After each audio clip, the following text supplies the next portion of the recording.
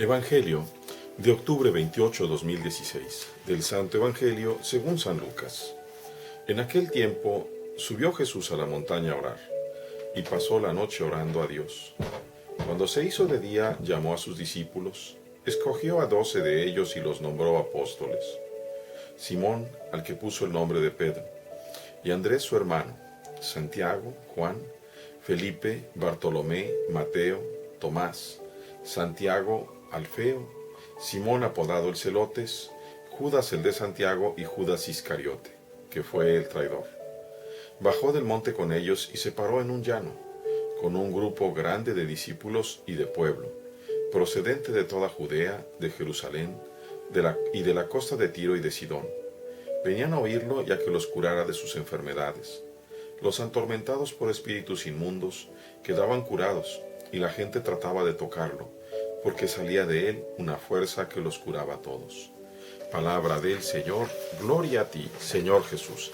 Sigo batallando un poco con la cuestión de mi misal, por eso ven que me volteo para leer el Evangelio de la pantalla de mi computadora. Hoy estamos celebrando precisamente a dos santos apóstoles, a Simón el Celota y a Judas el de Santiago.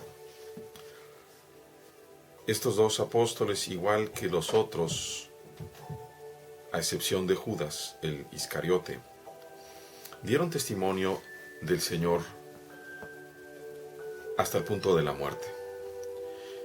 Pero quiero detenerme en varias partes. Estamos en el Evangelio según San Lucas, y hay varios puntos que considerar el día de hoy, adicionalmente y basado en esta festividad de los dos apóstoles. Primero que nada, la escena del Evangelio de hoy comienza diciendo que Jesús se pasó la noche orando a Dios. Subió a la montaña para orar.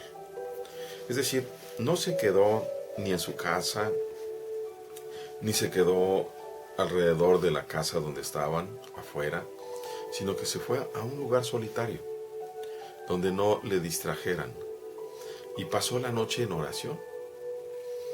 ¿Por qué? Porque necesitaba consultar con el Padre cuál era el deseo de Dios en cuanto a quienes Él quería llamar. Es que interesante es, nos muestra también esta escena, la realidad humana de Cristo, de Jesús de Nazaret, en su conciencia humana. Ciertamente que la conciencia del Hijo de Dios conoce perfectamente todo lo que conoce el Padre, pero en ese momento no así la conciencia humana de Jesús, que poco a poco cada vez iba internándose más en la noción de ser hijo. Por eso la oración. ¿Cuántas veces nosotros vamos a tomar una decisión y la tomamos a la ligera? Deberíamos de pasarnos horas también haciendo oración para preguntarle al Señor. Y en eso me acuso que soy el primero que me falta muchísimo tiempo de oración en ese sentido. Cuando se hizo de día, llamó a los discípulos. Es decir, no crean ustedes que nada más eran 12. Sus discípulos en aquel entonces habrán sido 100. Era una cantidad grande de personas, de discípulos, no de la muchedumbre. Y de esos discípulos, de esos 100 discípulos, Él escogió a 12, a los llamados apóstoles. ¿Qué quiere decir apóstol? Apóstol quiere decir enviado. A esos 12, el Señor les encargó una gran responsabilidad. Y nos da los nombres. Simón, al que le cambió el nombre por Piedra, que nosotros decimos comúnmente Pedro. Andrés, su hermano. Santiago y Juan, los hijos de Zebedeo.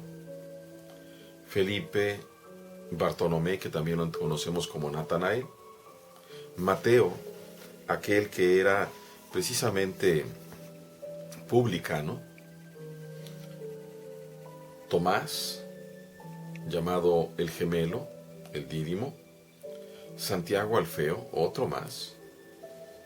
Probablemente este Santiago Alfeo habrá sido aquel a quien llamaban el hermano del Señor. Hay otro Simón, pero a este le apodan el Zelota. ¿Por qué el Zelota? Porque había una parte de los judíos un tanto cuanto fanático. Querían estar en la pureza extrema, querían luchar.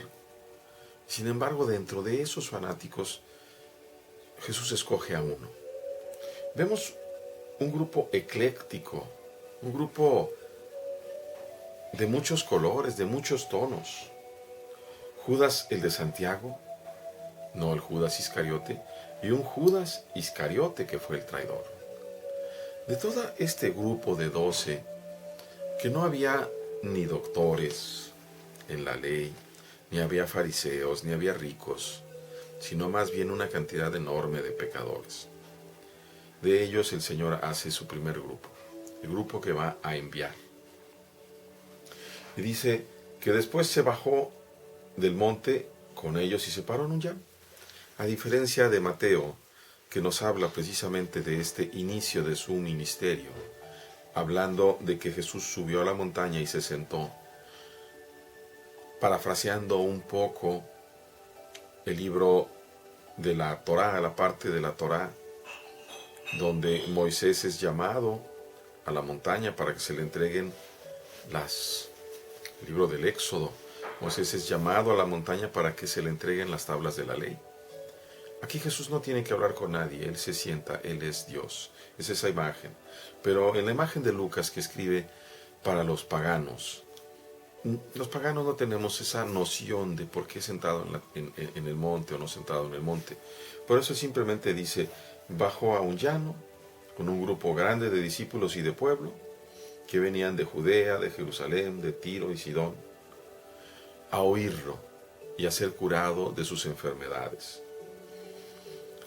Dicen la tradición de nuestros hermanos ortodoxos que San Lucas iba precisamente dentro del grupo de los 70 enviados, y por lo mismo San Lucas ya iba acompañando al Señor, y por eso su evangelio probablemente esté más acercado a la realidad. Llama la atención como Lucas, el médico, dice, trataban de tocarlo porque salía de él una fuerza que los curaba a todos. Vemos entonces un llamado de personas comunes y corrientes, pero un llamado muy especial. Dios nos llama a servirlo muy de cerca cuando nos da la vocación. Y Dios nos llama a servir a nuestros hermanos cuando nos da la gracia del bautismo. Alegremos, hermanos, porque tenemos mucho trabajo que hacer. Hay muchas cosas que tenemos que hacer para el Señor y que, con el favor de Él y con nuestro esfuerzo, terminarán cuando nosotros podamos entrar al cielo. Esa es precisamente la razón de la encarnación, de la pasión, muerte y resurrección del Señor, ha sido abrirnos el cielo. Y a estos apóstoles que les ha encomendado la transmisión de su mensaje, lo ha hecho para que nosotros también lo conociéramos. Alegrémonos, hermanos, y veamos cómo realmente Dios nos cuida y nos envía a aquellos, precisamente aquellos, a quienes nosotros podemos escuchar. Seamos parte de la evangelización. Dios les bendiga, hermanos.